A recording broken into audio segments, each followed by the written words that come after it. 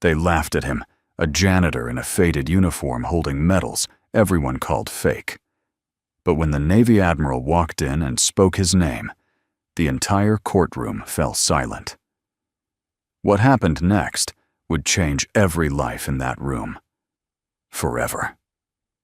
Before we begin, if you believe that kindness, courage, and quiet dignity still matter in this world, we invite you to stay subscribed to our channel and join us for more stories that honor the heroes who live among us.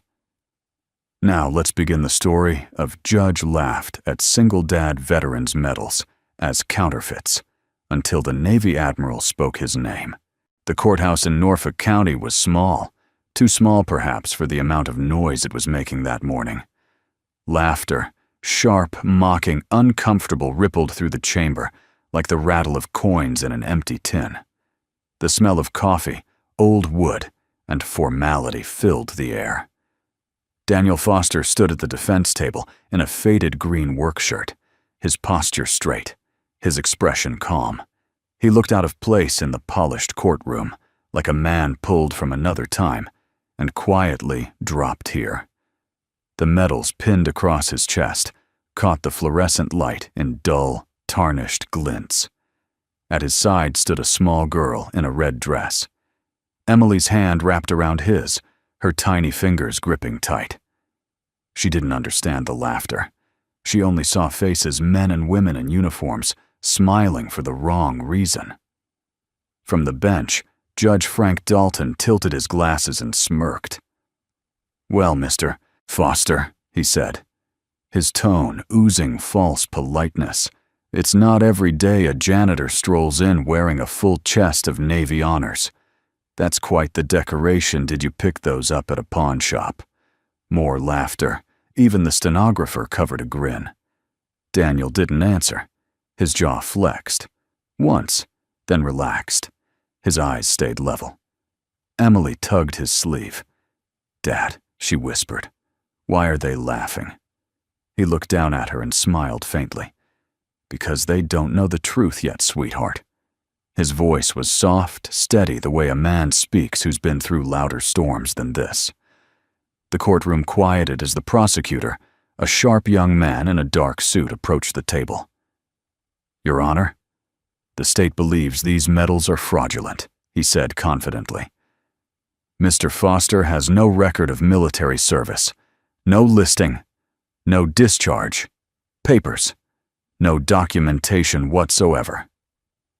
He gestured toward the medals. "We intend to charge him under Section 704 of the Stolen Valor Act." Frank Dalton leaned back in his chair, lacing his fingers together. A serious accusation, he mused. And yet, here we have our proud veteran, silent as a stone. Daniel raised his eyes to meet the judge's. "Your Honor," he said quietly, "I served. I have nothing to prove. Nothing to prove." The judge barked a laugh. "You're wearing a silver star, a distinguished flying cross. And what's this one?" He leaned forward, squinting. "A Medal of Valor. That medal doesn't even exist in public record." Daniel didn't respond. He simply unbuttoned his shirt pocket and pulled out a small folded paper. Creased, faded, its ink nearly gone. "This is all I have left," he said. The prosecutor snatched it from his hand and held it up. A note, with no signature, no seal. "Mr. Foster, this is laughable." The word laughable echoed. The room burst into another wave of snickers. Emily's eyes filled with confusion and shame. She clutched a small crayon, drawing one she'd made that morning, while waiting for her father to finish mopping the courthouse halls. It showed a blue sky, an airplane over the sea, and a tiny figure waving from below. She pressed it against her chest, as if to protect it from the noise. Across the gallery, a young man named Ethan Ford sat watching. He wasn't part of the case, just a junior attorney covering for a friend. But something about the scene made his stomach twist. The medals didn't look fake. They looked old. And the man wearing them didn't look like a liar. He looked like someone carrying a weight he'd never put down. Dalton leaned forward again, his voice growing sharp. Mr. Foster impersonating a member of the United States military is a disgrace. Veterans like my son. His voice faltered for a split second before he regained control. Real veterans sacrifice their lives with honor. I will not have that honor mocked. Daniel bowed his head slightly. I understand, Your Honor. Oh, do you? The judge's tone hardened. Then perhaps you understand that such deception is punishable by up to 1 year in federal prison. Emily looked up at her father, terrified. Daddy, he squeezed her hand gently. It's all right, Em. Is it the judge, pressed? Because all I see is a man hiding behind a child and a set of fake medals. Something flickered in Daniel's eyes then, just for an instant. A faint flash of the man he once was. But it faded as quickly as it came. He looked at the judge calmly and said, Sir, I never needed medals to remember what I did. They were never mine to wear. They were for those who didn't make it home. The laughter stopped. Even Frank Dalton's gavel hung motionless in the air. The prosecutor frowned. What exactly are you implying? Mr. Foster Daniel exhaled. That some things are easier to lose than to prove. For a long moment the courtroom was silent, except for the soft hum of the air conditioner. Then the judge spoke again, his tone cutting through the quiet. Enough riddles. You will produce service records or face sentencing next week. Until then, these medals will be confiscated. 2 officers approached. Daniel unpinned the medals carefully one by one and laid them on the table. His hands were steady. When he finished, he folded his shirt back into place and looked at Emily. It's okay, he whispered. We'll get them back someday. She nodded, though she didn't understand. Her eyes followed the officers' hands as they carried the medals away. At the back of the room, Ethan Ford's phone buzzed. He glanced down an automatic Navy database notification from a query he'd sent earlier that morning. One line on the screen caught his breath. Medal of Valor, awarded under Operation Iron Haven Classified. Recipient Daniel Foster, Commander United States Navy. Ethan looked up. Daniel was walking out of the courtroom, his little girl's hand in his, their silhouettes framed by the light from the hallway. No one else noticed them leave. But Ethan did. And in that moment, he knew something was wrong, terribly, impossibly wrong. As the doors closed behind them, the last sound that lingered in the courtroom wasn't laughter anymore. It was the echo of silence, the kind that comes when the truth has been spoken and no one yet realizes it. Rain traced the tall windows of Admiral Evelyn Drake's office, each drop sliding down the glass like the seconds of a clock she couldn't slow. The room was silent, save for the hum of fluorescent lights and the faint ticking of a naval wall clock, military precision marking another sleepless night.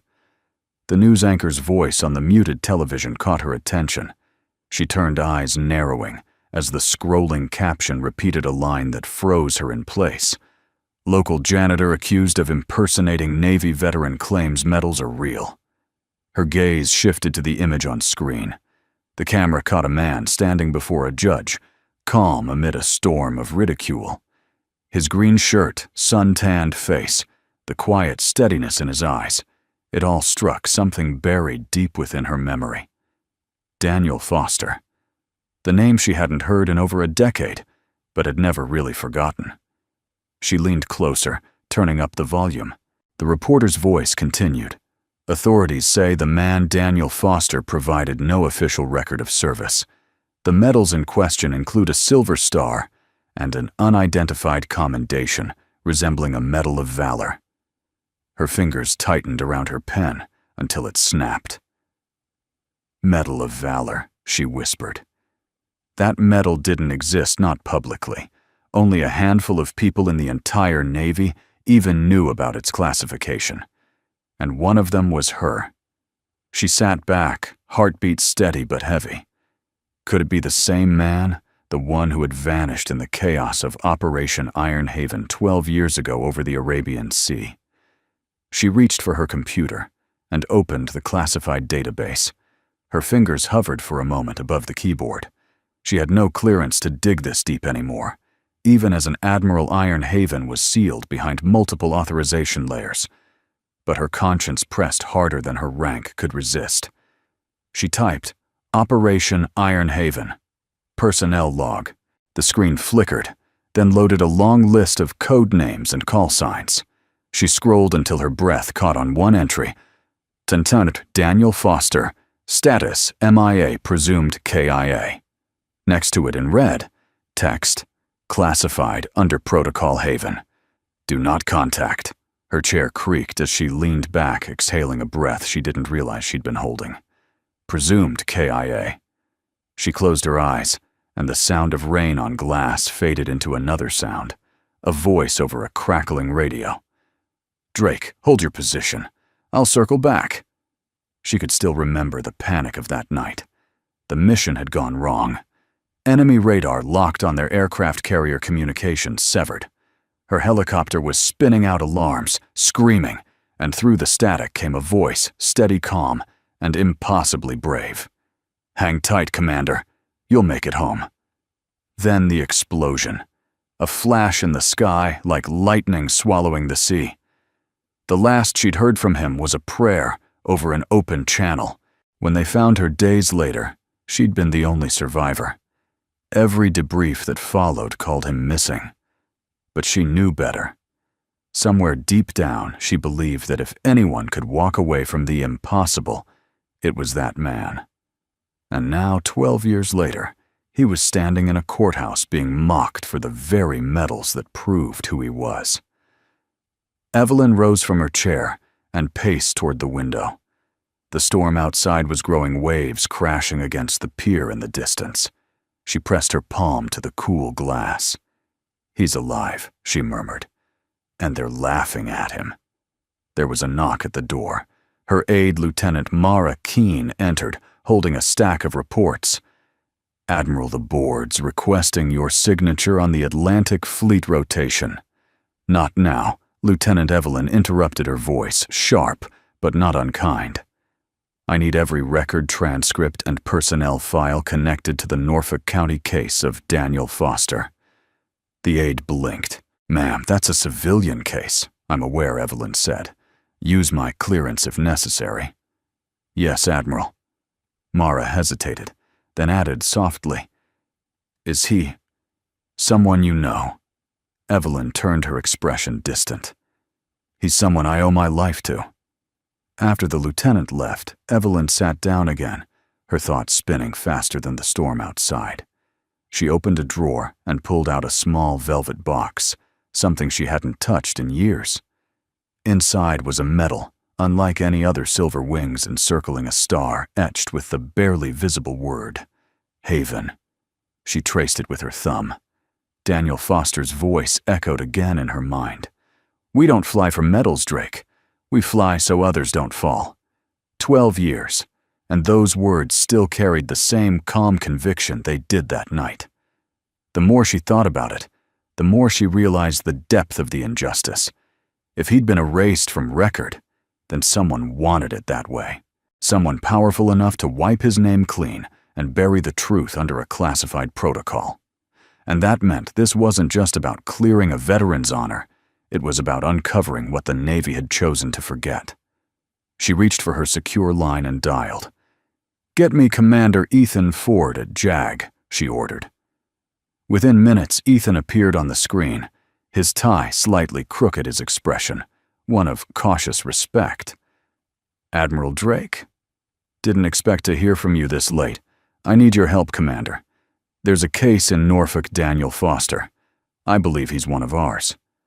I need you to confirm a medal designation Medal of Valor, classified under Operation Ironhaven. Ethan frowned. Ma'am, that operation's buried so deep it might as well be on the ocean floor. But I'll check. Do it discreetly. No chain of command, no paper trail. He hesitated. That's against procedure, Admiral. She gave him a hard look. So is leaving a man behind. The line went quiet. Then Ethan nodded. Understood. When the call ended, Evelyn leaned back, staring at the ceiling. For the first time in years, she felt something that wasn't duty or exhaustion. It was purpose. The next morning, when she awoke at her desk, the first light of dawn broke over the base. The storm had passed. Her phone buzzed an encrypted message from Ethan. Confirmation Medal of Valor. Authorized recipient, Lieutenant CMDR Daniel Foster. Status redacted. Her breath caught. There it was. The truth undeniable and buried. She rose slowly, buttoning her white uniform jacket. Her reflection in the window showed the same calm determination she had seen in Daniel's face on that courtroom screen. She whispered to herself, almost as if promising him, "Hang tight, Commander. This time, I'll come back for you." Outside the naval base stirred awake the sound of boots, morning drills, and flags rising against the wind.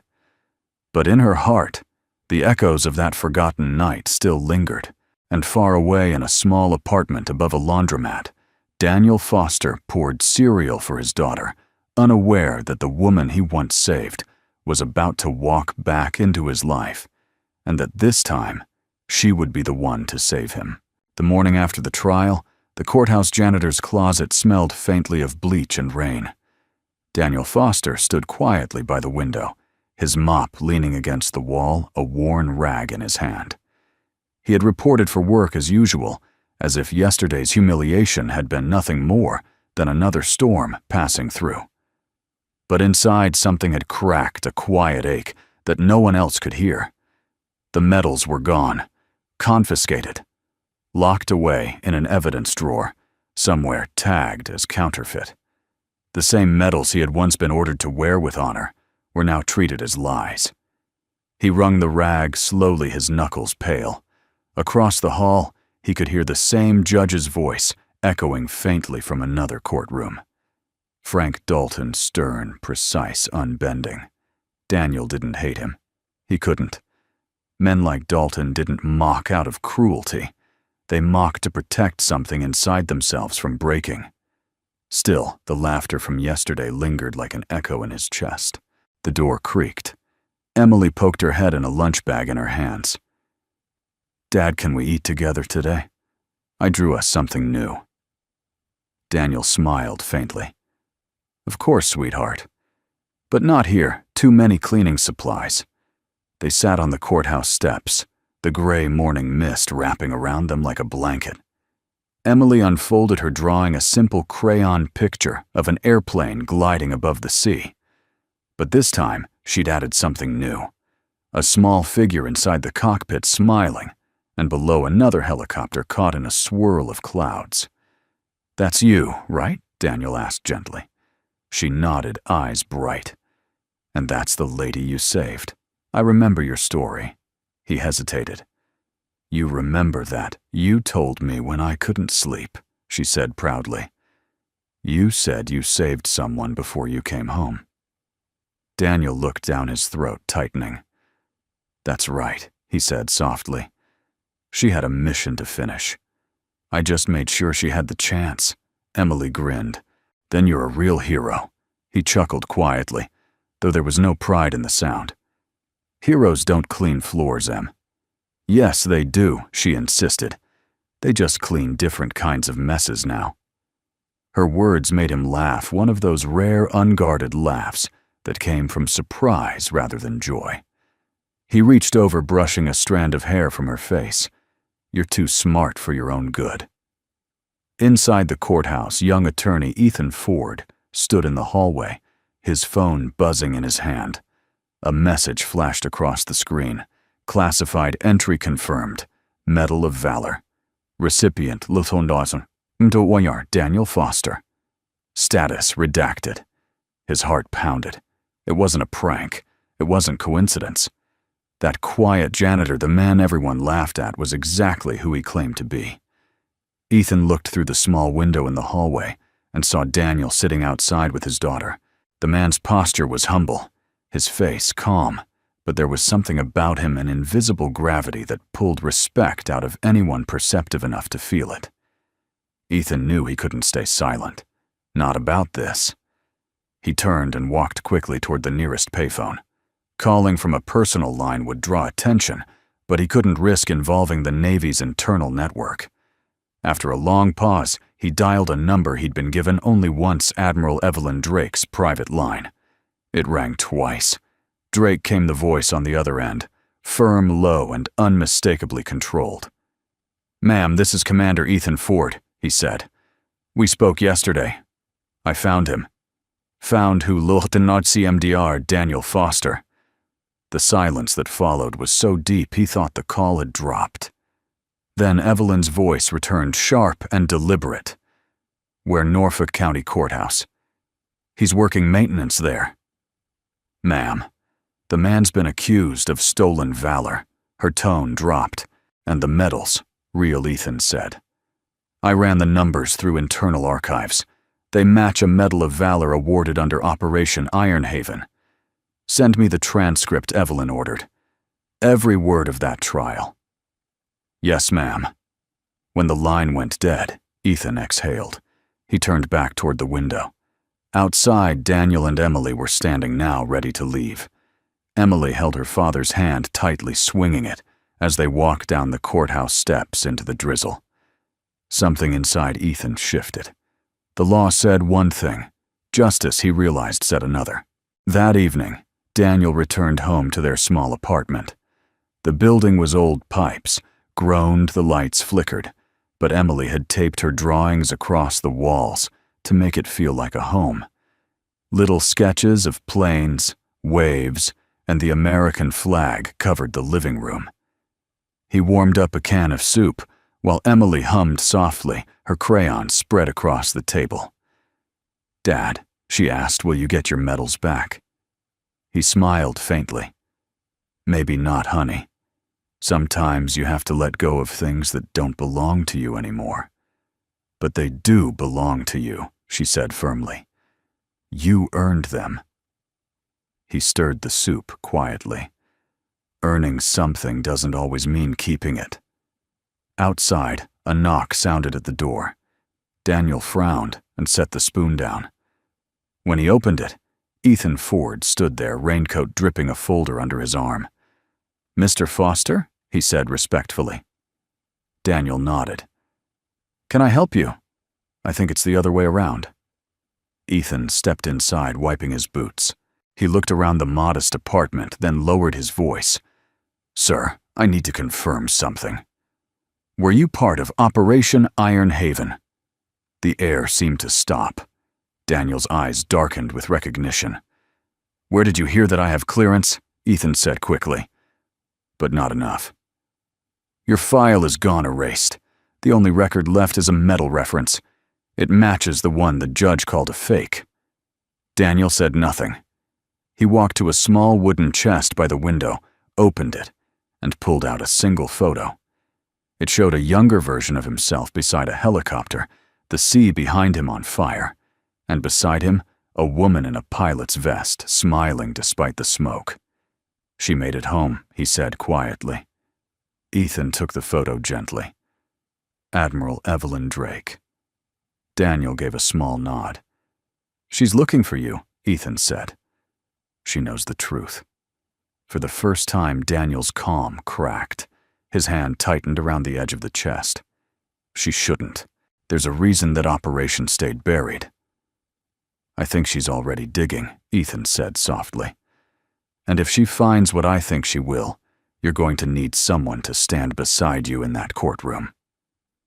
Daniel looked down, then turned to Emily, who had fallen asleep on the couch, her small hand clutching a crayon. "She's the only reason I ever came back," he whispered. "If I have to face that room again, it won't be for me. It'll be for her." Ethan nodded. "Then let's make sure she knows her father was never a fraud." Daniel stood there for a long moment, the weight of old memories pressing against his chest like armor he could no longer take off. Then finally he said, "All right, counselor. Let's do what's right." Outside, the rain eased. The sound of the storm softened to a whisper against the window pane, like the sea remembering the voice of a man who once saved lives in silence. And somewhere miles away, Admiral Evelyn Drake stared at that same photograph in her own hands, the same faces, the same sky, and knew their paths were about to meet again. Admiral Evelyn Drake stood alone in the dim corridor of the Navy archives, the echo of her footsteps swallowed by the hum of old fluorescent lights. The air smelled of dust, old paper, and secrecy, an invisible reminder of how the truth was sometimes buried, not by lies, but by silence. Her security badge glowed red against the scanner. Access restricted Protocol Haven. Even as an admiral, she couldn't open it. She closed her eyes, frustration simmering behind her calm. He was right there. They erased him, and yet they left his medals behind to mock him. She reached into her coat pocket and took out the photograph Ethan had sent her, the one of Daniel and his daughter, standing on the courthouse steps. The child's face was bright with innocence, her father's with quiet strength. Evelyn's throat tightened. It was him. The same steady eyes that once guided her out of a burning sky. The same voice that had said, "You'll make it home." But he never did. That night, she sat at her desk in quarters overlooking the pier. The sea shimmered in the dark, distant lights, reflecting like fractured memories. She opened her personal logbook, something she hadn't touched since Iron Haven. Inside were names of every pilot, every call sign, and beside one written in faded ink was Haven 6. Her own voice from 12 years ago seemed to whisper from the pages, "Haven 6, Engine 1's gone." We're hit spinning out. "Hold on, Drake. You're not dying today. You'll never make it back. Wasn't planning to. Just make it count." The memory hit like shrapnel. She'd watched his plane vanish into a column of smoke, felt the ocean rush up beneath her, and heard nothing but the hollow sound of wind and static. For years, she'd convinced herself that he died a hero. But now, knowing he'd lived and been forced to hide like a ghost, she felt a guilt deeper than any wound. She whispered his call sign under her breath. Haven 6. The next morning, Evelyn met Ethan in the Navy's Restricted Intelligence Division. He looked pale but determined, clutching a thin folder. "Admiral," he said quietly, "I've gone through back channels. Every record of Daniel Foster after Iron Haven was wiped. Not transferred, deleted. Deleted by whom he handed her a printed report. Someone under the initials CS authorized by the Joint Command Office 12 years ago." Evelyn frowned. "CS. General Cole Stanton." Ethan nodded. He classified the entire operation under something called Protocol Haven. That's why it doesn't show up in the system. Anyone listed under that protocol is officially non-existent. Evelyn's voice hardened. They turned our heroes into ghosts. She paced the room, mind racing. If his records are gone, the medals he kept are his only proof, and they laughed at them in court. Ethan hesitated. "There's more. I traced the serial number on his Medal of Valor. It matches one commissioned by the Department of Naval Integrity, but that medal was never supposed to leave classified service. It was awarded to him posthumously. So they gave a dead man's medal to a living man and called him a fraud." Evelyn's tone was low, but each word was heavy enough to cut steel. She turned toward the window, staring out at the horizon. "He was my wingman, Ethan. He saved my life. And they buried him because the truth would have embarrassed the brass." Ethan looked at her with quiet admiration. "Then what do we do, Admiral?" She met his gaze. "We bring him back." That evening, Daniel sat by the window of his apartment, fixing a small model airplane Emily had broken. The gentle sound of her breathing filled the room. She'd fallen asleep on the couch again, crayons still scattered across the table. He smiled faintly. "You always dream easy, Em. I hope it stays that way." The radio on the counter buzzed faintly with static. He turned the dial more out of habit than curiosity. A news report replayed his name again, Daniel Foster, accused of stolen valor, set to reappear in court next week.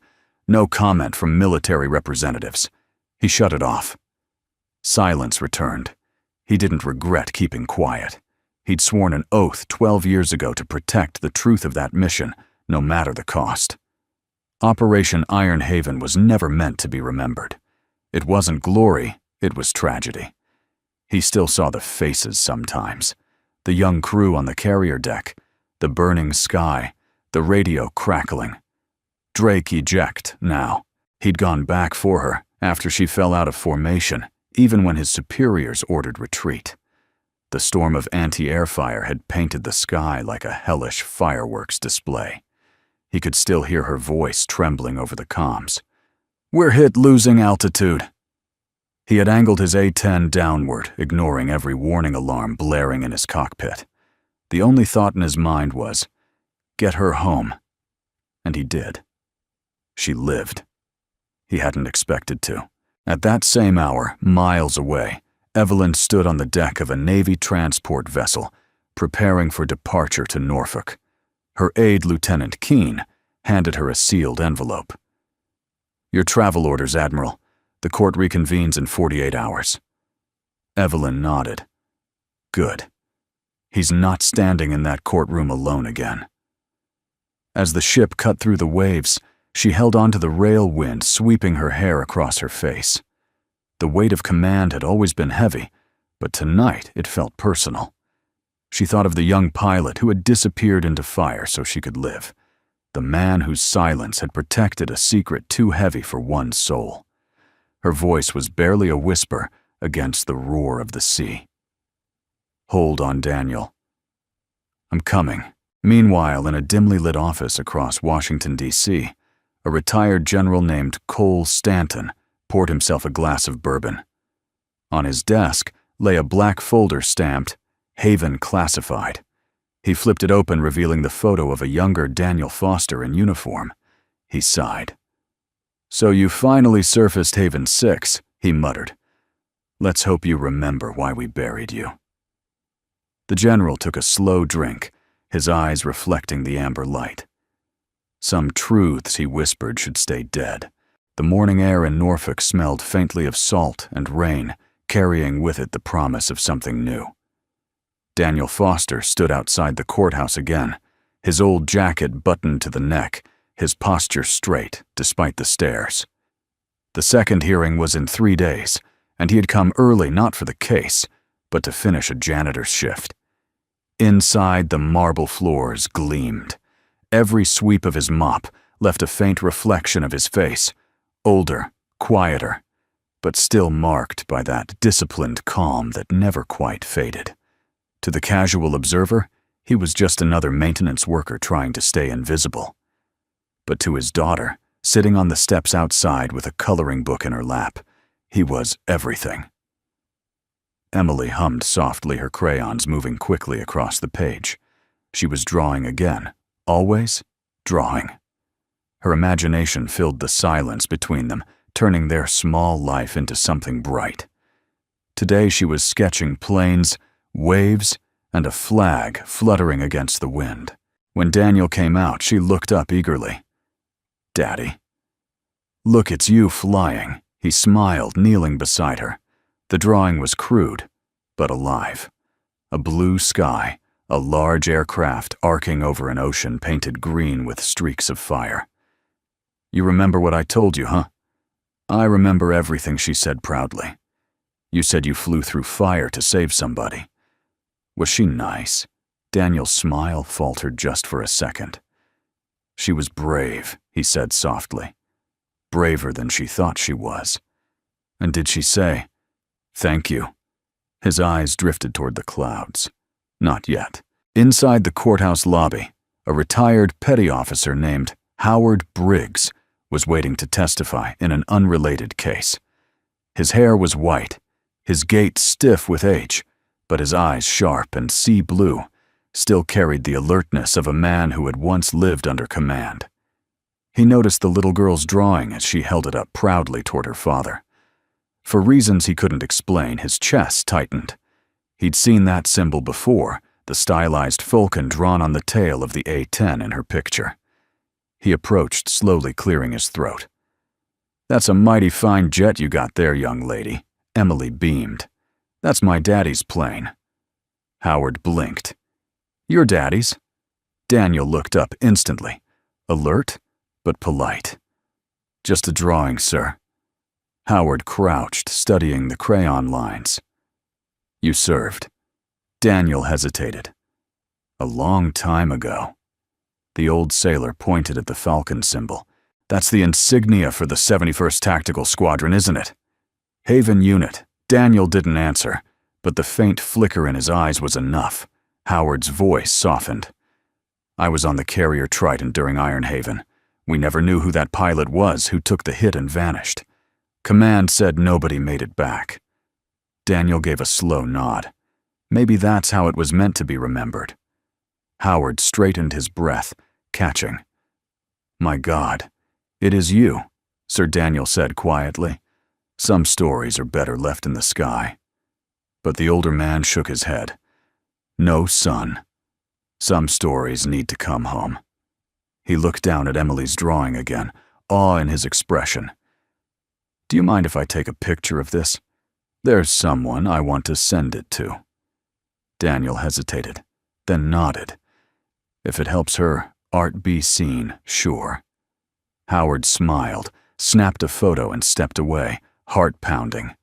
He didn't know who to call first, but he knew someone who might care. Admiral Evelyn Drake. That afternoon, Evelyn sat in her temporary quarters near the Norfolk base, reviewing case files with Ethan Ford. When her phone buzzed, she nearly ignored it until she saw the sender. Howard Briggs, retired CPO.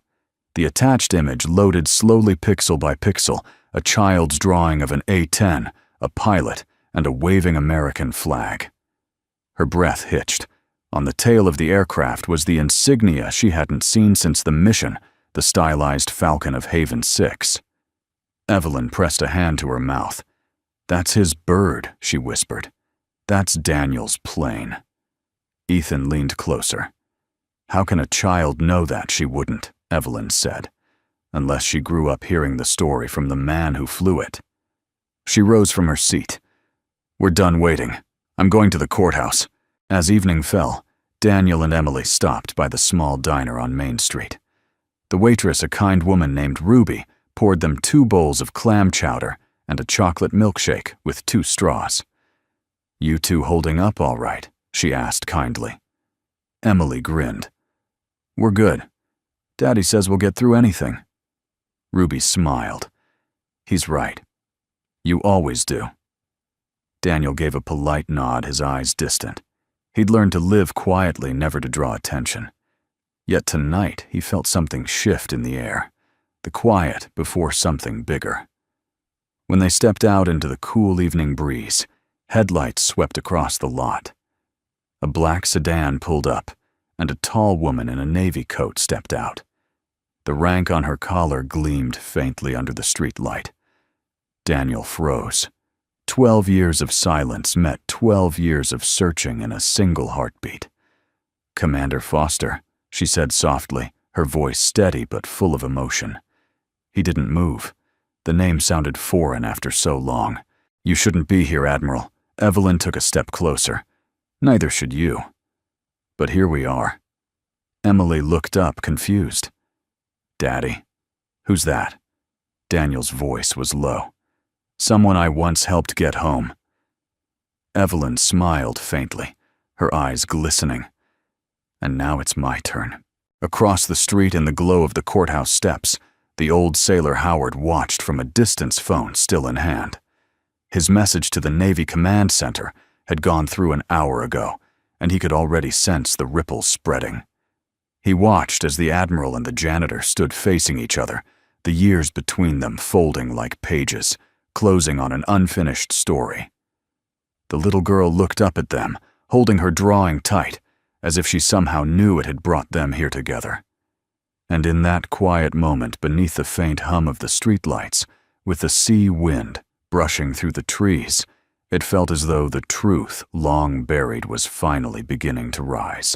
The sky above Norfolk was washed in gray as dawn crept over the harbor. Seagulls circled lazily, their cries echoing over the still water.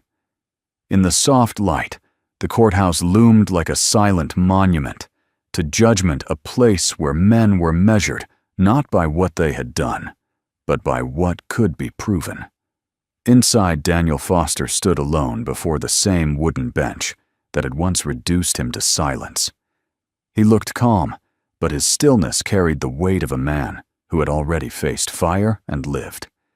His hands rested quietly in front of him, calloused and steady. Emily sat behind him this time, clutching her drawing tightly against her chest. Her small feet didn't reach the floor, and her eyes darted between her father and the stern man in robes at the bench, Judge Frank Dalton. Dalton adjusted his glasses, flipping through the thin folder before him. "Mr. Foster," he began, his tone more tired than cruel this time. "You've chosen to proceed without counsel. Do you understand the seriousness of the charge?" Daniel nodded. "Yes, Your Honor." Dalton sighed, tapping the file with his pen. "You're accused of violating the Stolen Valor Act, falsely claiming military honors you didn't earn. Is there anything you wish to say before sentencing?" Daniel's voice was low but unwavering. "Only that I wore those medals for men who didn't make it home. If that's a crime, I'll accept whatever judgment you see fit." The judge hesitated, perhaps expecting defiance, perhaps hoping for apology. But all he saw was quiet dignity, the kind that disarmed anger and replaced it with unease. The courtroom murmured softly. Then the doors opened. The sound of polished heels striking marble silenced the room. A woman in a crisp white Navy uniform stepped forward, flanked by 2 officers. Her presence filled the space, not by authority alone, but by something deeper, something human. Admiral Evelyn Drake. Dalton frowned. "Admiral, this is a civilian proceeding. I fail to see you, Will." She interrupted, her tone, clipped but respectful. "Permission to address the court, Your Honor." Dalton studied her face, then nodded reluctantly. "Proceed." Evelyn turned to Daniel. For the briefest moment, time seemed to stop. Their eyes met, and everything unspoken between them, 12 years of silence, guilt, gratitude passed in that single look. Then she faced the court. "Your Honor, I am Admiral Evelyn Drake of the United States Navy. I appear today not as a representative of the Department of Defense, but as a witness to the truth." Dalton raised an eyebrow. "And what truth would that be?" "Admiral, that Lieutenant Commander Daniel Foster is no fraud," she said clearly. "He is a decorated Navy pilot who saved the lives of 37 servicemen during Operation Iron Haven, an operation so classified that even his existence was erased to protect national security." Gasps rippled through the courtroom. The stenographer froze her fingers, hovering above the keys. Dalton blinked. "Operation what, Iron Haven?" she repeated. "Classified under protocol. Haven authorized 12 years ago by General Cole Stanton. All personnel records from that mission were sealed, including Commander Foster's." The judge's composure faltered. "You're saying this man, this janitor, was part of a secret mission?" Evelyn's gaze didn't waver. "He wasn't part of it, Your Honor. He was the mission. He was Haven 6, the pilot who turned his A-10 back into enemy fire to protect our evacuation. I was there. I was his wingman." Dalton leaned back, trying to process. "Admiral, that's an extraordinary claim. Then let me make it undeniable." She reached into her coat pocket and withdrew a small, worn medal. Its silver wings gleamed faintly in the courtroom's light. "This is the Medal of Valor. It was awarded under classified conditions to one man, only Daniel Foster. I carry mine because he earned it." The courtroom fell utterly still. Ethan Ford, seated behind the bar, exhaled a breath he'd been holding since dawn. He caught Emily's wide eyes and gave her a reassuring nod. Dalton finally spoke, his voice softer. "Mr. Foster, is this true?" Daniel looked at the medal, then at Evelyn. "I told you once, Admiral," he said quietly. "I didn't save you for a medal." Evelyn smiled faintly, her eyes bright with emotion. "And I told you once, Lieutenant, that you gave me a life I didn't know how to repay. Consider this my attempt." Dalton's gavel rested idle on the bench. He removed his glasses, slowly rubbing his forehead. "I can't authorize clearance-level testimony, Admiral, but I can recognize honor when I see it." He turned toward Daniel. "These charges are hereby dismissed." The room erupted. Voices, cameras, murmurs of disbelief, but Daniel barely heard them. His eyes stayed on Evelyn. For 12 years, she had been a face in his memory. Now she was flesh and blood again, standing in his defense, as he once had stood for hers. Dalton rose. "Mr. Foster, this court owes you an apology." And perhaps his voice faltered. "So do I." Daniel inclined his head. "No apology necessary, sir. You were doing your duty." "And you," Dalton said softly, "were doing yours." When the courtroom emptied, Daniel found himself alone with Evelyn and Emily. The little girl stood between them, clutching her drawing. Evelyn knelt beside her. "You must be Emily." The child nodded shyly. "You're the lady my dad saved." Evelyn smiled, tears glinting in her eyes. "Yes, sweetheart. And you're the reason he kept living." Daniel placed a hand on his daughter's shoulder, unsure what to say. For once, words felt too small. Evelyn rose, her tone shifting back to command. "There will be fallout from this," she said quietly. "Stanton won't like that I broke protocol." "Then you shouldn't have," Daniel replied gently. She looked at him steady and unflinching. "You would have done the same." He smiled faintly. "That's the problem." Outside, cameras flashed, reporters shouted questions, and somewhere above the chaos, a Navy flag rippled in the wind. But within that small triangle of quiet between a forgotten soldier, a redeemed admiral, and a child who believed in both, the world finally felt at peace. That night, Judge Dalton sat alone in his office long after everyone had gone. On his desk lay a single line from the transcript. "If that's a crime, I'll accept whatever judgment you see fit." He read it again, whispering to himself. "No, son. The judgment is ours." He looked up at the folded American flag on his shelf, the one that had once draped his son's coffin, and for the first time in years, his eyes softened. The late afternoon sun slanted through the courthouse windows, filling the room with a golden light that softened even the harsh edges of its marble and oak. The storm of noise had subsided, leaving behind a heavy, reverent silence. The courtroom, that only hours ago echoed with laughter, now seemed afraid to breathe. Daniel Foster stood still in the center of it, as though unsure whether to stay or disappear. His hands were clasped loosely behind him. His eyes lowered, the faint lines around them deepened by exhaustion. He wasn't used to being the center of attention, especially not for something he'd spent 12 years trying to forget. Evelyn Drake, still in her immaculate white Navy uniform, faced him from across the room.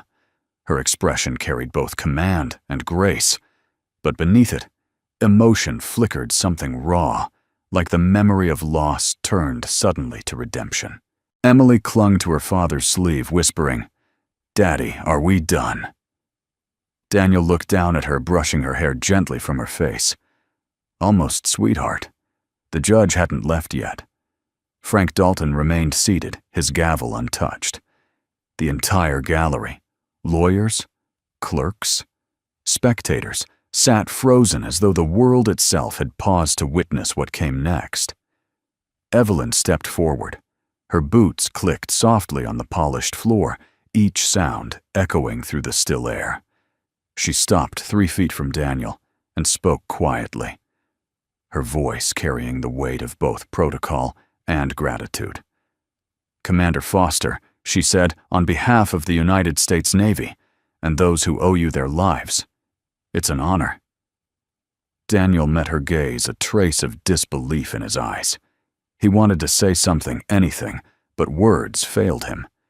Then she did something no one expected.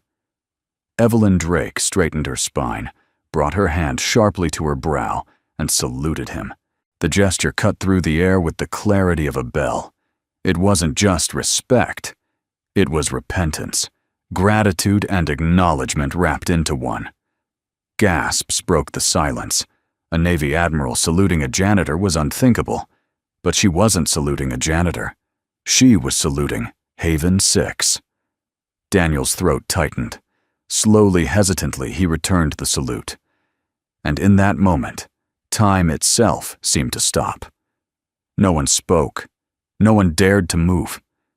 The sun caught the gold on her insignia and the quiet strength in his weathered face, and it felt as if every injustice in that room had finally been balanced by a single wordless act.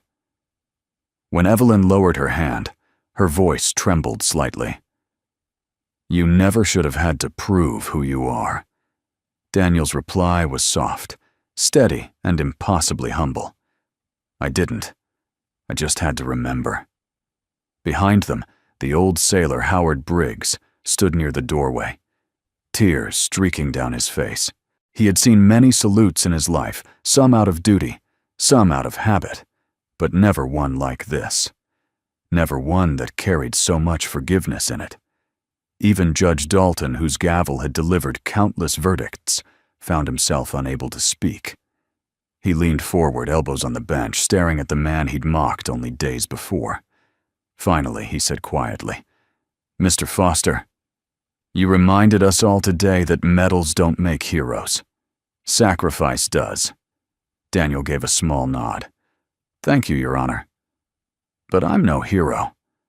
"The heroes didn't come home." Dalton's voice cracked. "My son didn't come home either." The room held its breath. Daniel stepped closer, the humility in his eyes breaking something open in the older man's heart. "Then I'll honor him every time I breathe, sir. Because that's what we do. We carry each other." For the first time, the judge smiled a sad, grateful smile that belonged to a man remembering his faith in goodness. Outside, as the courthouse emptied, reporters swarmed the steps like waves crashing against rock. But they stopped short when they saw the scene unfolding before them. Evelyn and Daniel emerged side by side, sunlight falling over them like a benediction. Emily held her father's hand tightly, her little shoes tapping lightly on the concrete. Flashes went off. Questions were shouted. "Admiral, is it true he was wiped from Navy records? Commander Foster? How does it feel to be vindicated?" Daniel said nothing. Evelyn raised one hand, not in dismissal but in quiet authority. "This man doesn't need headlines," she said. "He's already given enough." The reporters fell silent. For a moment, even the clamor of the city seemed to fade. Daniel turned toward her, his voice low. "You didn't have to come." "Yes, I did," she said softly. "Because 12 years ago you gave me back my life. Today was my chance to return the favor." He looked at her eyes, searching hers. "You risked your career for this." Evelyn smiled faintly. "Some things are worth more than a career." Emily tugged on Daniel's sleeve. "Daddy, can we go home now?" He nodded. "Yeah, baby. We're finally going home." But as they started to leave, Evelyn stopped him with a hand on his arm. "Daniel," she said quietly so only he could hear, "they'll come after me for what I did today. But I don't regret it. Not for a second." He looked at her, the corners of his mouth lifting slightly. "Then we're even." They stood there in silence, the kind that doesn't need to be filled, the kind that heals simply by existing. A breeze carried the scent of salt water from the harbor, lifting the edge of Evelyn's uniform and the hem of Emily's dress. In that light, The three of them looked like the final scene of a story that had taken too long to tell. Inside, as the courthouse doors closed behind them, Frank Dalton remained in his seat for several minutes more. The sunlight spilling through the tall windows glinted off the abandoned bench, illuminating the dust like flecks of gold. He reached for his pen and scribbled something in his notebook, a quote, something he'd heard years ago from a soldier who testified after a war. "Respect isn't what you demand. It's what you give when you finally understand." He sat back, letting out a slow breath. Maybe, he whispered, that's what justice really looks like. Outside, Daniel lifted Emily into his arms as Evelyn walked beside them toward the fading sun. The world hadn't changed, not really, but something sacred had been restored. And for the first time in years, the quiet man who once vanished into classified history allowed himself to feel what he had long denied peace. The harbor wind swept through the courthouse plaza, scattering yesterday's headlines like fallen leaves. The story had gone everywhere. Admiral clears janitor in stolen valor scandal. To most people, it was a headline that would fade in a week. But to those who had been inside that courtroom, it was something sacred, the sound of dignity returning home. Inside his modest apartment, Daniel Foster stood at the kitchen sink, washing the same mug he'd used for 12 years. Emily sat at the table eating her cereal with the solemn concentration of a child, trying to process the adult world. "Daddy," she said softly, "does this mean people will stop laughing at us?" He dried the mug carefully, then smiled. "Maybe. But even if they don't, it doesn't matter anymore." She tilted her head. "Because the Admiral told them you're real. Because he said, crouching beside her chair, truth doesn't change when people finally see it. It's the same truth that's been there all along." Her small fingers found his. "You're still my hero." He kissed her forehead. "You're mine, too." Later that morning, Daniel walked the docks near the base, the smell of diesel and salt thick in the air. Fishing boats clinked softly against their moorings, gulls cried overhead. He liked it here, among things that kept moving forward even after storms. A voice behind him broke the stillness. "I thought I might find you here." He turned. Frank Dalton, the same man who had laughed in his face, now stood before him, hat in hand. The judge's eyes were tired, the lines around them carved by years of grief and pride that had wrestled too long. "Mr. Foster," he began, "I won't waste your time. I came to apologize." Daniel's gaze was calm. "You already did, sir." "In court?" "That was for the record," Dalton said quietly. "This one's for me." He hesitated as if summoning courage. "My son, Michael, served in Afghanistan. He was 23. Followed a commander who made all the wrong calls, but Michael stayed loyal." The convoy walked straight into an ambush. He swallowed hard, eyes glistening. "I got the flag, the folded triangle of honor, but not the man." After that, I told myself I'd never believe another uniform again. It was easier to be angry than to hurt. Daniel's expression softened. "I understand, sir." "No," Dalton said, shaking his head. "You forgive. That's different." He looked out toward the water.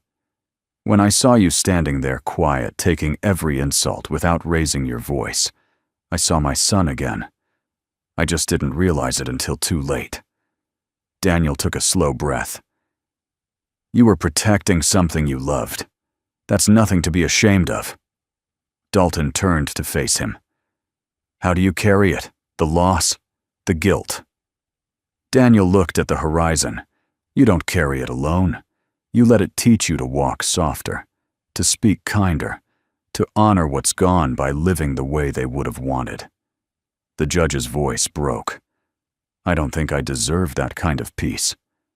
Daniel met his eyes. "Respect heals what pride destroys, sir. You gave me back mine. Now let yourself keep yours." For a long moment neither spoke. The gulls circled the tide whispered against the rocks, and two men, one broken by war, the other by judgment, found a quiet understanding that neither court nor medal could give. Finally, Dalton nodded. "Thank you, Commander." Daniel smiled faintly. "It's just Daniel now." "Not to me," Dalton said, his voice thick. "Not ever again." That afternoon, Evelyn Drake sat in her office, sunlight catching the silver frame of a photo on her desk, the one Howard Briggs had sent her of Emily's drawing.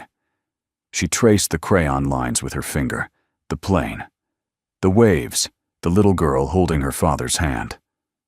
The door opened. Ethan Ford stepped in carrying a manila envelope. "Admiral thought you'd want to see this. The department issued a formal retraction of the charges against Commander Foster. His record's been reinstated retroactively." Evelyn smiled. "Good. It's about time truth outranked bureaucracy." Ethan hesitated. "You know Stanton's not happy. There's talk of a review board. Your testimony broke more than a few protocols." She leaned back, folding her arms. "Let them review. I'd rather stand trial for telling the truth than sleep well under a lie."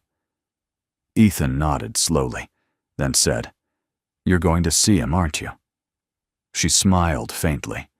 He deserves to know the truth, went all the way home. That evening she found Daniel and Emily sitting by the harbor watching the sunset. Emily was feeding bread to the gulls, her laughter mingling with the soft crash of waves. Evelyn approached quietly. Permission to join, Daniel looked up, smiling. "You don't need permission, Admiral." "Old habits die hard," she said, sitting beside him. "Besides, I like hearing you say it." He chuckled. "You were brave to face that courtroom. They don't teach that kind of courage at the academy." She shrugged. "Maybe not. But I learned it from someone who never stopped showing it." He glanced at her. "You mean when I flew back into hell 12 years ago?" She met his gaze. "No. I mean when you kept living afterward." The breeze lifted her hair, and for a moment the years between them vanished. There was no admiral, no commander, just two people bound by survival and gratitude. Evelyn looked toward Emily, who had fallen asleep against her father's shoulder. "She looks like you," she said softly. Same, quiet eyes. Daniel smiled, his hand resting gently over his daughter's. "She's the best part of me." Evelyn hesitated, her voice barely above a whisper. "You know, for years I thought I was living because of luck. Turns out it was because of you." Daniel turned to her, his tone gentle. "Then make that life worth the saving." She looked at him, really looked, and nodded. "I think I just did." As the sun sank beneath the horizon, the harbor lights flickered on, reflecting over the calm water, like 1,000 small medals pinned to the sea. Two veterans sat side by side, not as heroes, not as ghosts, but as people who had finally been seen for what they were, human, flawed, and quietly brave. And somewhere in the stillness between the waves, forgiveness passed from one soul to another, wordless, eternal, complete. The harbor lights shimmered like 1,000 quiet promises as dusk fell across Norfolk. The tide was gentle that evening, slow, deliberate, as if the sea itself knew that some wounds required silence, not noise to heal. Daniel Foster stood near the edge of the pier, hands tucked into the pockets of his old jacket, watching the horizon darken. The wind carried the faint scent of salt and diesel, and with it, the ghost of memory. He hadn't come here for nostalgia. He came because this was where everything began, and where he hoped to leave it all behind. He heard footsteps behind him, measured, confident. He didn't turn. "You always did walk like you owned the place, Admiral." Evelyn Drake smiled faintly as she joined him. "Old habits," she said. Her uniform jacket was gone, replaced by a light blue blouse and a quietness that looked good on her. "I figured you'd be here." Daniel nodded toward the sea. It's the only place that doesn't ask questions. They stood side by side in comfortable silence for a long time, watching the gulls cut across the fading sky. Down the pier, Emily's laughter drifted through the air as she tossed crumbs to the birds. Her hair glowed in the amber light, a living reminder that some people were worth surviving for. Evelyn spoke first. "They're reopening the Ironhaven file," she said quietly. "Command's trying to decide how much truth to release." He didn't react. "Let them debate. The truth doesn't need permission." She looked at him carefully. "You could clear your name officially, Daniel. They're offering to reinstate your commission, back pay, pension, all of it." He chuckled softly, the sound more weary than amused. "And do what with it? Go back to pretending medals make the man you deserve recognition." "I had it once," he said simply. "It didn't make me better, just louder." The conversation hung there for a while, swaying with the sound of the waves. Evelyn studied his profile, the sharp jawline, the faint scars that time had softened, but not erased. "You still carry it, don't you?" she asked. "Every day," he said. "You don't walk through fire and come out untouched. But carrying it isn't the same as being haunted by it anymore." She nodded slowly. "I used to think I survived because of luck," she said. "But after seeing you in that courtroom, I realized it wasn't luck. It was grace." Daniel turned to her, then his eyes warm but steady. "You don't owe me anything, Evelyn." "You never did." "I know," she said softly. "That's what makes it harder." The sun dipped below the horizon, leaving behind a thin line of gold that shimmered across the water. Evelyn's voice grew quieter, almost fragile. "For 12 years, I tried to make sense of why you turned back. I've given orders that risked lives, but I never understood what makes a man choose someone else's over his own." Daniel thought for a long moment before answering. "Because I heard your voice," he said. "Finally." And in that moment, it wasn't about orders. It was about knowing that maybe, just maybe, you'd go on to do something good with the life I gave back. Her breath caught. "And did I?" He smiled faintly. "You walked into that courtroom." That was enough. Evelyn's eyes glistened, but she didn't look away. "Do you ever think about that night, every time it rains?" he said. "The sound of it on the metal. It's the same." She closed her eyes briefly, hearing it too. The thunder, the chaos, his voice over the radio. "Drake, hold your position. I'll circle back." When she opened them again, he was watching her. "Do you know why I came back?" he asked quietly. "To save me." He shook his head. "To keep my promise. I told my co-pilot I'd get everyone home. I failed him. But I could still keep that one promise." Evelyn swallowed hard, the wind catching her hair. "You didn't fail anyone, Daniel. You came home carrying everyone who couldn't." He didn't reply right away. Instead, he looked toward Emily, who was now running along the dock, her laughter echoing like music. "That's what I tell myself," he said. "Every morning, every time she smiles." Evelyn's gaze followed his. "She's your redemption." "She's my reason," he said softly. "Redemption's God's job." They fell silent again. The world felt smaller now, distilled down to the sound of water and the faint hum of the naval base in the distance. Finally, Evelyn spoke, her voice trembling just slightly. "Daniel, if things were different, if life hadn't been so complicated, do you think we would have had a chance?" He didn't answer right away. When he did, his words were measured, careful, but full of meaning. "Maybe. But I think some connections aren't meant to be about having. They're about understanding." Evelyn looked down, smiling through her tears. "You always find a way to make even heartbreak sound noble." He laughed softly. "That's just age. It teaches you which pain to keep and which to let go." The wind picked up, carrying the faint strains of a Navy hymn from somewhere down the harbor. Evelyn glanced toward the sound, then back at him. "What will you do now?" "Go home," he said. "Fix the kitchen sink, help Emily with her homework, try to live a quiet life again." She nodded. "And if command calls," he smiled, "tell them the janitor's busy saving something more important." For a long time, they just stood there side by side, watching the sea swallow the last of the sun. Then Evelyn extended her hand. "Goodbye, Commander." Daniel looked at it for a moment, before taking it gently. "Goodbye, Admiral." She started to turn, then paused, as his voice followed her steady calm, but filled with quiet affection. "Evelyn." She turned back. "You made it count." Her eyes softened. "So did you." As she walked away into the twilight, Daniel stayed where he was, his reflection shimmering faintly in the dark water. Emily ran to his side, hugging his leg. "Are you okay, Daddy?" He smiled, lifting her into his arms. "Yeah, baby. I think we're finally okay." The lights along the pier flickered on one by one, stretching into the distance like a path home.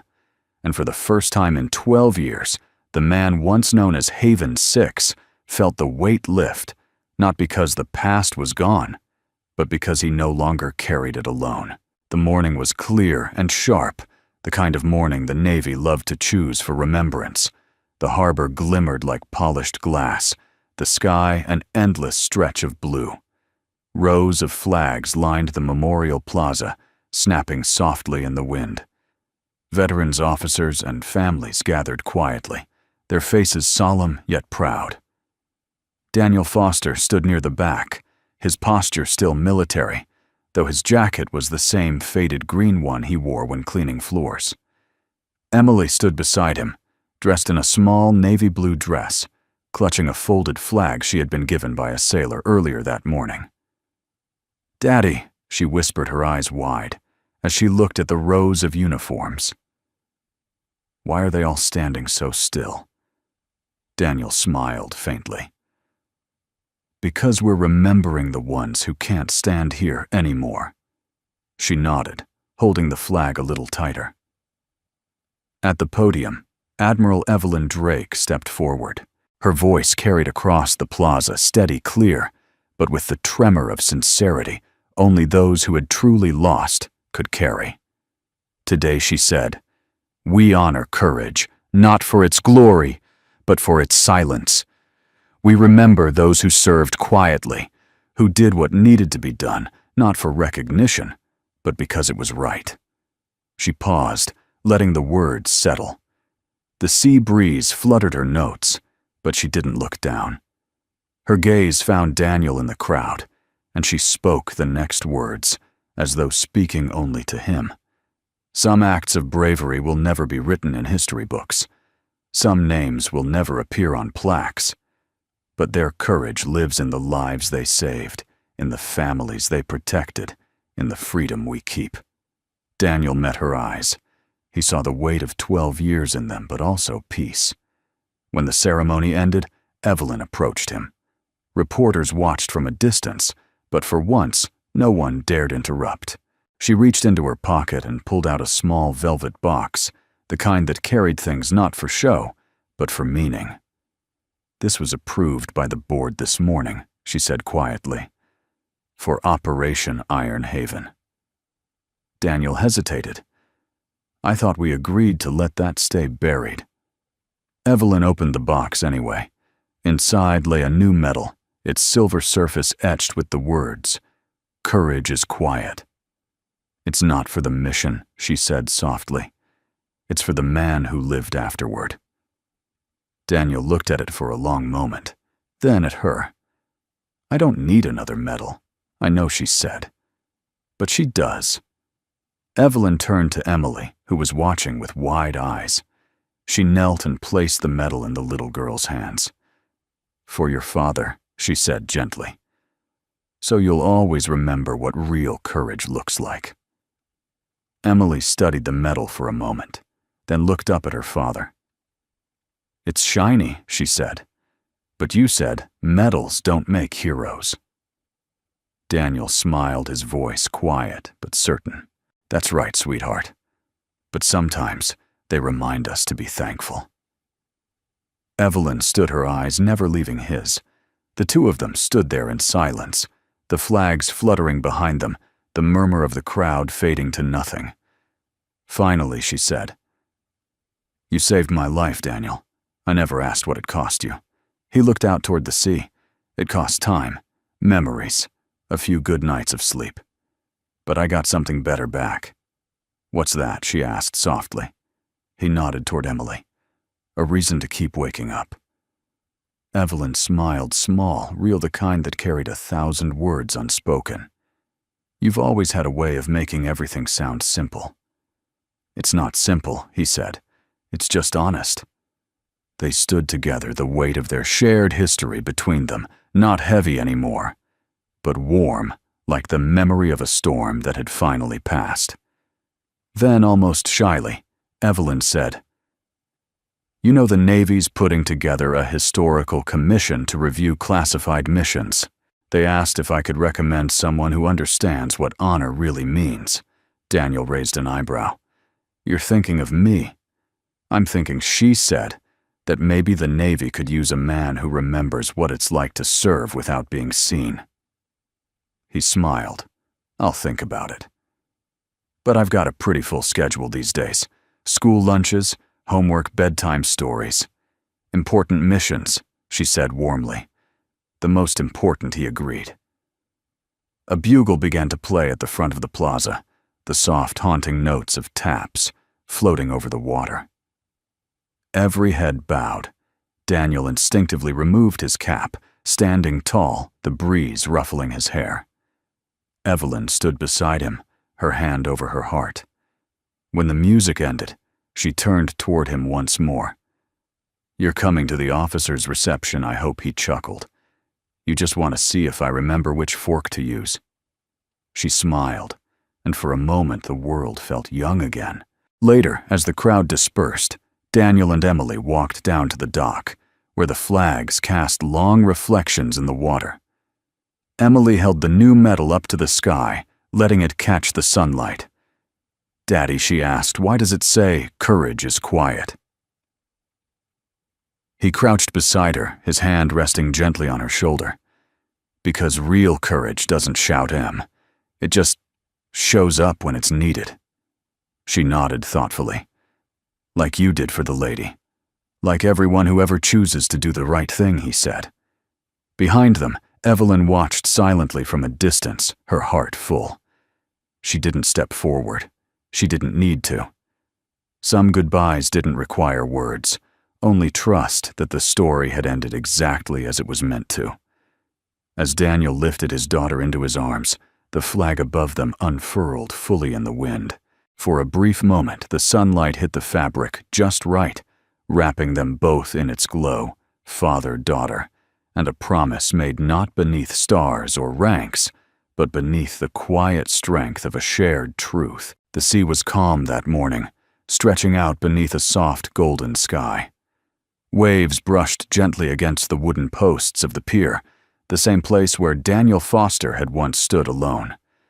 Now, a year later, he stood there again, but this time he wasn't alone. A small hand slipped into his. "Daddy, flag time," Emily said brightly. He smiled. "Right on schedule." They walked together up the path toward the White House on the bluff, a modest cottage with blue shutters overlooking the harbor.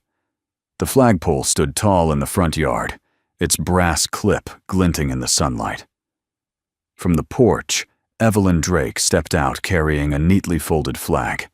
Her hair was tied back, a few strands dancing in the morning wind. "Ready?" she asked. Daniel nodded, taking the flag from her with quiet reverence. "Always." Together, the three of them attached the flag and began to raise it. The fabric unfurled slowly, catching the breeze glowing red, white and blue against the early sun. Emily stood straight, her tiny hand over her heart. Evelyn mirrored the gesture. Daniel saluted. For a moment, no one spoke. The flag waved gently, and in that sound, The rhythmic flutter of freedom was something holy. When it reached the top, Emily looked up. "Daddy," she asked, "why does she still call you Sir?" Sometimes Daniel's eyes met Evelyn's. The Admiral-turned friend smiled softly. He crouched down beside his daughter. "Because respect doesn't need a uniform," he said. Evelyn added her tone, warm and steady. "And love doesn't need permission." Emily giggled, not fully understanding but sensing the peace in their voices. "Can we have pancakes now?" Daniel laughed. "Yes, ma'am." Inside the house, sunlight poured through the kitchen windows. The smell of pancakes and coffee filled the air. Emily sat at the counter humming a tune as she cut strawberries into neat little pieces.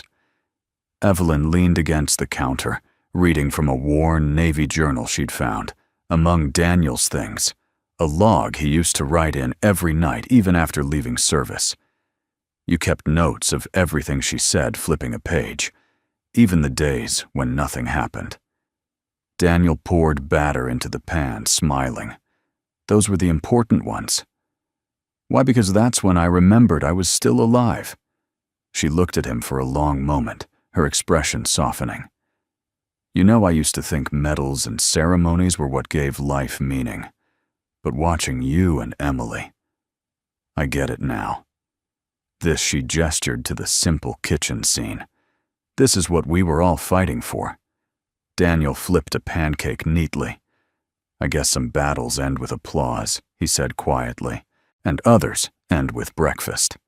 They both laughed, the soundlight real. Emily piped up from her stool. "I like this battle." "Best." Daniel winked. "Me too, kiddo." After breakfast, Evelyn joined him outside on the porch. The harbor stretched endlessly before them, sunlight rippling across the water. The A-10 squadron insignia, the Falcon, was carved into a small piece of driftwood that sat by the steps, Emily's idea of a hero sign. "You ever miss it?" Evelyn asked. He took a deep breath. "Flying sometimes, but not the noise, not the feeling of always waiting for the next mission. Now," he smiled faintly. "Now, I get to build things instead of breaking them." "What are you building today?" she teased. He nodded toward the small wooden shed by the garden. "A treehouse. For Em, every kid deserves a place to dream." Evelyn smiled. "And what about you, Daniel? Do you still dream?" He looked out toward the horizon. "I do. But they're quieter now, less about fixing the world, more about protecting a small piece of it." She stepped closer, her voice softer. "And if the world needs you again." He turned to her. "Then it better send pancakes as reinforcements." She laughed, shaking her head. "You never change," he smiled back. "That's the goal." That evening, as the sun sank low, they gathered on the back porch. Emily sat between them, wrapped in a small blanket, her head resting on her father's shoulder. The air smelled of salt and pine. Evelyn broke the comfortable silence. "They want to name a new scholarship after you. For veterans' families." Daniel frowned slightly. "I didn't do this for names on walls. I know," she said gently. "That's why you deserve it." He looked at her, something like peace settling in his eyes.